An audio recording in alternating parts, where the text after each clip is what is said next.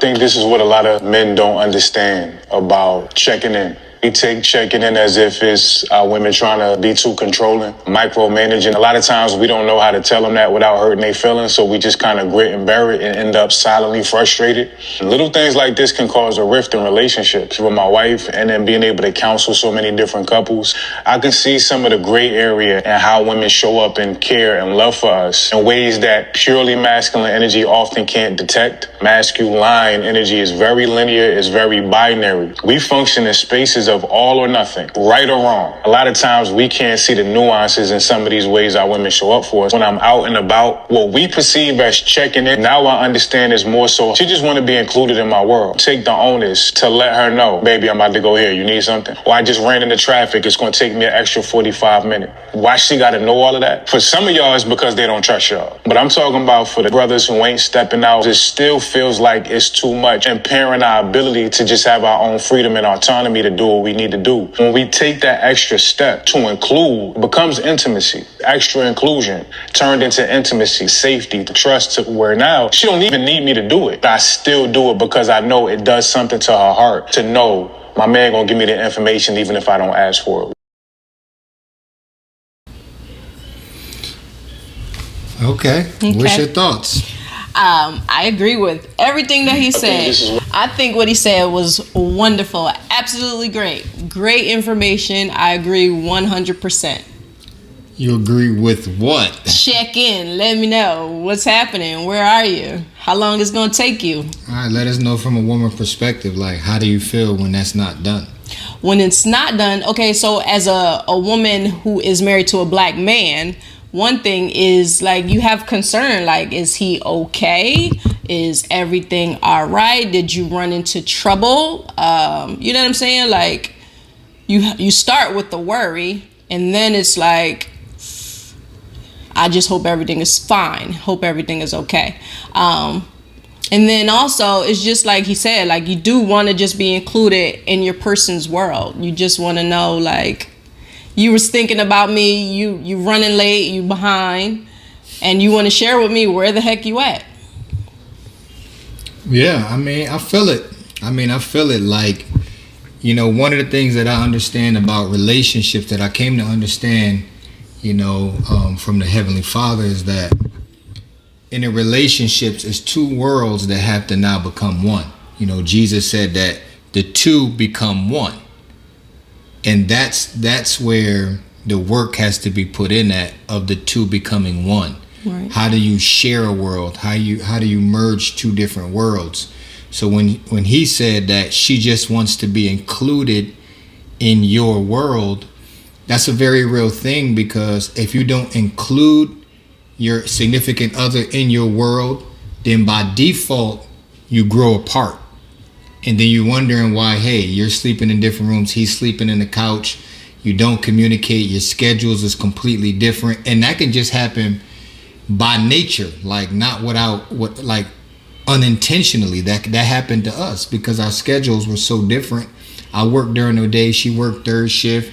We had very limited time during the day to spend together, and our worlds just drifted apart, and we just like two people living in the same house with completely different schedules, and we had to be intentional about joining it together. So I think that's important of a relationship or a significant other, especially a marriage, even your children, just in updating people and keeping them in the loop of what's going on in your world. Otherwise, you just drift apart, and where you are in your world, this person that you're supposed to be in a relationship is not included. Yeah. You got any other thoughts? I know that was hard for me to like include you in my world, because I'm the mom, I take care of the kids. I felt like that was my job and that's what I was supposed to do. I do it well, and I didn't need your assistance in that part. So like doctor's appointments and like, you know, the kids got to run here, I got to take the kids there. I wasn't consistent in telling you those things. So yeah, and on vice versa. You know, I previously was heavily involved in ministry for Christianity. So me being so involved in ministry, it put a strain on our relationship, because a lot of things I didn't include her in what I was doing in ministry. You know, it was like, okay, this is the thing that I have to do. She understands it. She respects that I'm involved in ministry. So it was like, all right, I got to do this. And she understands that I'm doing ministry, but not always sharing with her the joys of those ministries, the struggles of those ministries, just not including her in my world as well. And it it definitely put a little strain. We had to work through it. So yeah, this is definitely good advice. I remember I thought the same way, like in the beginning. I'm like, man, I'm not telling her everywhere I'm going. Like, she's not my mom. She ain't the boss of me. But I begin to understand the value of what he's saying, like just including the person and keeping them updated. And that's how you also cover your significant other. You cover their mind, you cover their emotions. They could be worrying. You know, they could think that you out with another person, right? They could think you leave their mind to wander when you don't communicate and keep them updated. So it's just good. Communication is always, you know, key and very important to keep you on the same page and keep the agreement strong. You see, the thing about agreement, you don't always have to have the same opinion or the same perspective to be agreed. I mean, like if you both have the same opinion and the same perspective, that's not an agreement anyway. An agreement is when two opposing views or opinions can actually harmonize for a greater purpose. So communication always strengthens your agreement, and you know, you can't get enough of it. So I think what he said was amazing. I hope it blesses people and they take to heart what he said. You can rewind it, listen to it over and over. You can check out his channel and what he's doing. Seems like he's doing some dope stuff. You got anything? That's it. Yeah. So yeah. I did. I forgot something. What? Yeah, so I didn't even finish my story. So the way the Father showed me, like the way the Lord, you know, had revealed to me, you know, that it was unhealthy. I remember being in Walmart, and it was somebody that I knew from my past. Let's just say it like that. Yeah. Audience don't know my testimony yet. And they, oh, what's up, New York? What's up, Moses? Right? And I didn't introduce him to my wife. And she kind of felt like, dang, bro, you ain't gonna introduce me. But in my mind, I'm like, I don't even like this ninja. I forgot him on camera. Like, I don't really care for this dude, and he's not a part of my world. I don't even want to introduce him to my wife. It's not that important. But she didn't feel included, and I started noticing that the value of including her, and God began to open my eyes to see, like, yo, it's not about a control thing, just as the brother was saying, exactly as he was saying. It's about including her. Like, it's about letting her feel secure in her place in your life. And I was just like, wow.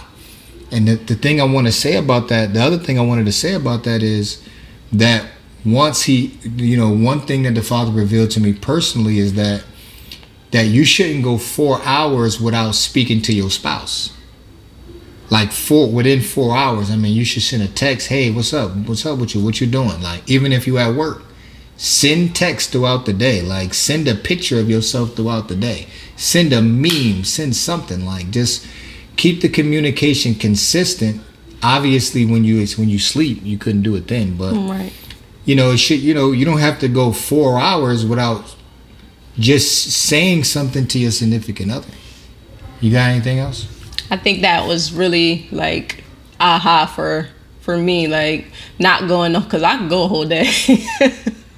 I get wrapped up in what I need to do. I'm wrapped up in these kids. We got 3 kids. I'm wrapped up and I'm consumed. And then, you know, I get on the phone. I'm talking to my sister. Like, I can get consumed and wrapped up in what I'm doing. Or if I'm at work, you know. So I think that was aha for me. Like, oh, like, let him know that you love him and that you're thinking of him and that, you know, you care. And just something as simple as sending something on Instagram, like, so we can laugh at together.